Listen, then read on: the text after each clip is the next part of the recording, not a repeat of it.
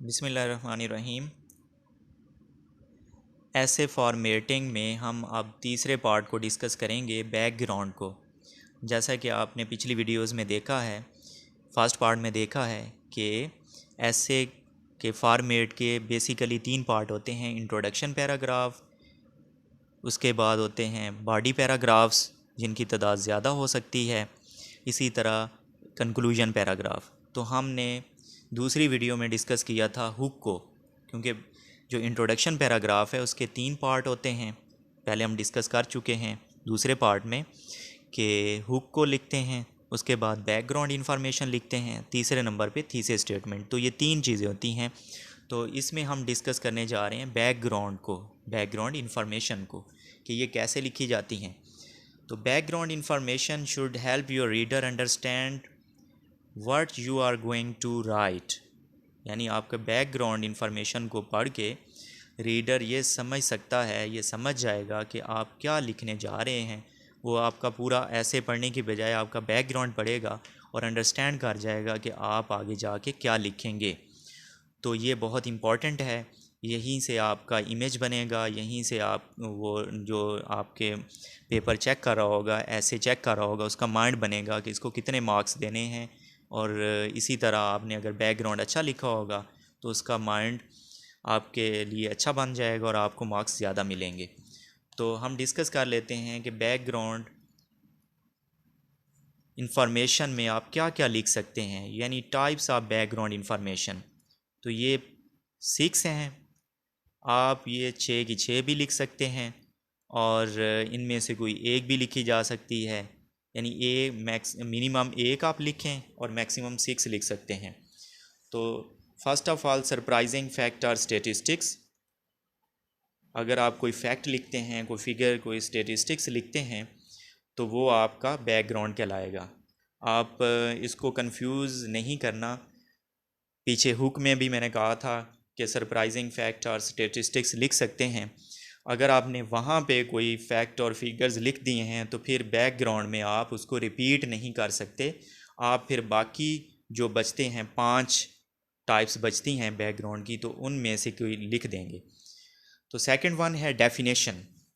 यानी आप फ़र्ज़ करें एक्सरसाइज पे लिख रहे हैं या आइडियालॉजी पे लिख रहे हैं या कोई और टॉपिक है, तो उसकी डेफिनेशन आप लिख देंगे, तो ये भी बैकग्राउंड में हो जाएगा। अपोजिट ओपिनियन आप लिख दें।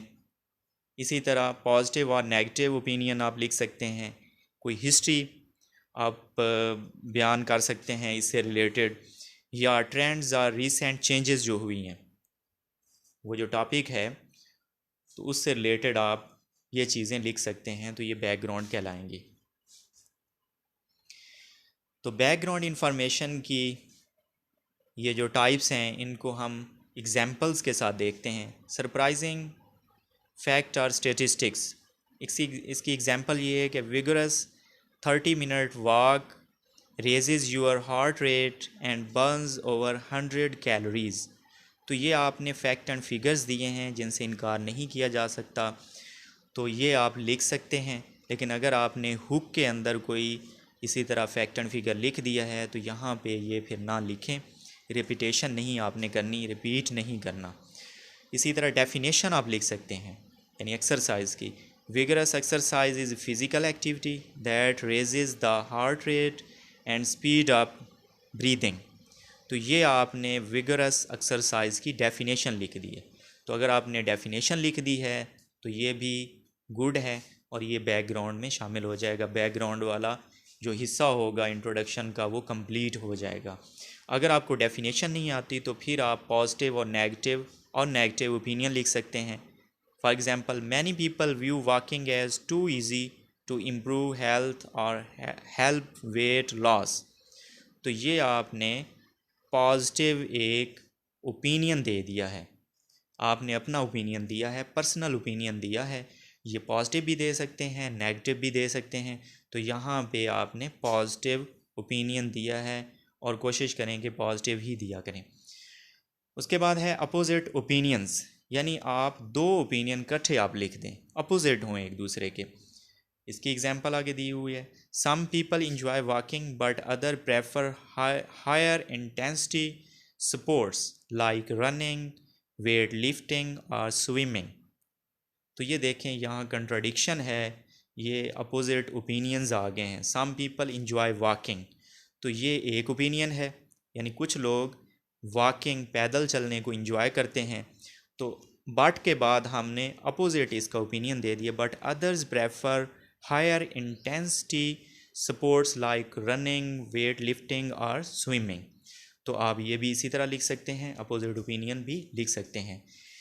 या फिर आप कोई हिस्टोरिकल कोई फैक्ट एंड फिगर दे दें या हिस्टोरिकल कोई बात आप लिख दें, तो वो भी आपके बैकग्राउंड में शुमार होगी। For example, historically people walked as a form of transportation by 19th walking was an Olympic event. तो ये आपने एक हिस्ट्री बयान की है यहाँ पे, वॉकिंग के लिहाज से, एक्सरसाइज के लिहाज से, यानी ये ट्रांसपोर्ट की एक फॉर्म थी और ये ओलंपिक का एक इवेंट था। तो ये आपने हिस्ट्री बयान की है, तो ये भी इसका बैकग्राउंड इंफॉर्मेशन कहलाएगा। तो ये भी आप लिख सकते हैं। और लास्ट वन है ट्रेंड्स आर रीसेंट चेंजेस। इसकी एग्जांपल है, by the 19th walking was a popular USA sport with over 65 million regular walkers. तो ये आपने ट्रेंड बता दिया है, या ट्रेंड और रीसेंट चेंजेस, यानी ये आपने ट्रेंड बताया है कि 19 में ट्रेंड 1990 में ट्रेंड किया था।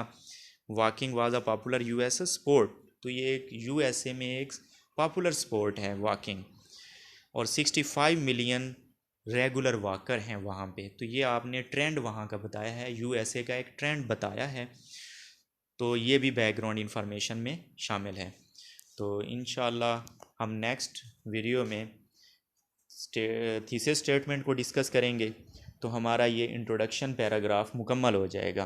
क्योंकि इंट्रोडक्शन पैराग्राफ में जब भी आप लिखते हैं इंट्रोडक्शन, हमेशा इंट्रोडक्शन पैराग्राफ एक लिखना है तो उसके अंदर 3 चीज़ें होनी चाहिए। हुक हो, हुक की भी आपने किस्में आपको मैंने पिछली वीडियो में पढ़ाई हैं, डिस्कस की हैं कि 5 हैं, पाँचों की पाँचों लिख सकते हैं, उनमें से कोई एक लिख सकते हैं, 2, 3, 4, 5, जितना आपके पास उससे रिलेटेड नॉलेज हो आपके पास, तो वो आप लिख सकते हैं। तो मिनिमम आपने उन 5 टाइप में से एक ज़रूर लिखनी है, ताकि आपकी वो हुक काउंट हो जाए।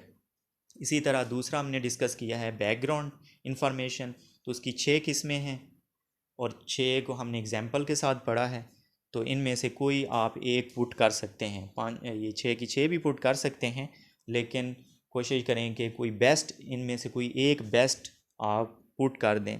तो इंशाल्लाह नेक्स्ट वीडियो में हम डिस्कस करेंगे थीसिस स्टेटमेंट, जो इंट्रोडक्शन पैराग्राफ के अंदर सबसे इम्पॉर्टेंट होती है, वो इंशाल्लाह हम डिस्कस करेंगे। Thank you.